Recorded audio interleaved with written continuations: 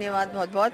अभी आपने कहा कि न जाने क्यों बीजेपी मेरी हर बार सीट बदल देती है। नहीं नहीं, मैंने इनको हंसी में कहा, मजाक कर रही थी मैंने कहा बीजेपी हमेशा मुझे नई जगह भेजती है और मैं क्या करती हूँ, जहाँ मुझे भेजा जाता है वहाँ पर पूरा तैयारी से तैयार करती हूँ मैं, क्योंकि मुझे मालूम है कि 5 साल बाद जब मैं इनके बीच में जाऊंगी वोट मांगने, तो खाली हाथ नहीं जाऊंगी। तो मैं अपना सारा काम शुरू से ही तैयारी से रहती हूँ कि 5 साल बाद जाऊंगी, वोट लूंगी, ये काम बताऊंगी।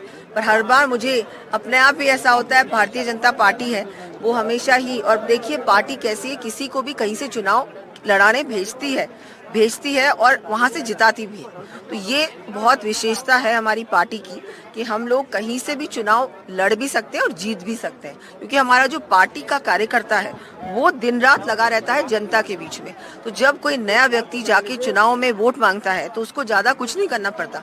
पार्टी के प्रति इतना लोगों में वो है, रुझाव भी है, और लोग सब इतना समर्पित हैं कि नहीं, हम लोग मोदी जी के काम देख के, पार्टी का काम देख के हम लोग पार्टी को ही वोट देंगे। 2013 में आपने पार्टी ज्वाइन की थी जब राष्ट्रीय राजनीति में नरेंद्र मोदी प्रधानमंत्री पद के उम्मीदवार बन रहे थे। आपने उस वक्त पार्टी ज्वाइन की और अब 2023 तीसरा चुनाव, तीसरी नई जगह है। विद्याधर नगर की जनता को आप क्या कहेंगे? पता लगा 2028 में जब चुनाव हो तो दिया कुमारी की और नई जगह से। नहीं ऐसा, अब देखिए ये तो पार्टी का डिसीजन होता है, इसमें मैं कोई डिसाइड नहीं कर सकती। और देखिए अगर नई जगह भी होती है कभी भी, तो मैं ये इनको अश्योर कर सकती हूँ कि इनके काम सारे करके जाऊंगी। वैसे hopefully next time Vidyadhar Nagar से ही मौका मिलेगा। लगातार जो पिछली बार प्रत्याशी थे कांग्रेस के सीताराम अग्रवाल, वो इस बार फिर से कर रहे हैं और ये जो सीट है इसका अगर मोटे तौर पर देखें तो ब्राह्मण, वैश्य और राजपूत वोट बैंक बड़ा मायने रखता है इस सीट के लिए।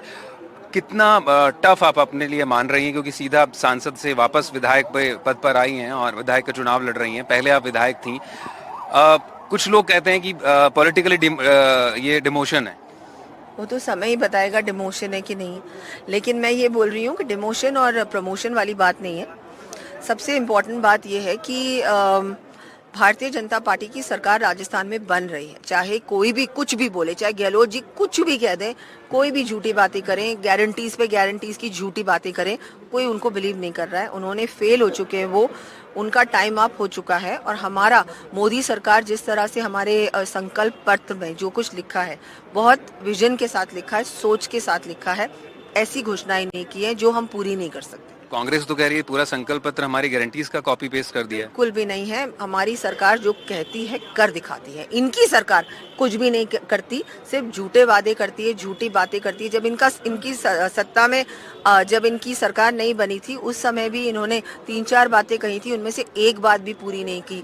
कहाँ दिया बेरोजगारी भत्ता युवाओं को, कहाँ पर इन्होंने किसानों के कर्ज माफ किए? कुछ भी नहीं किया। क्या बातें करते हैं।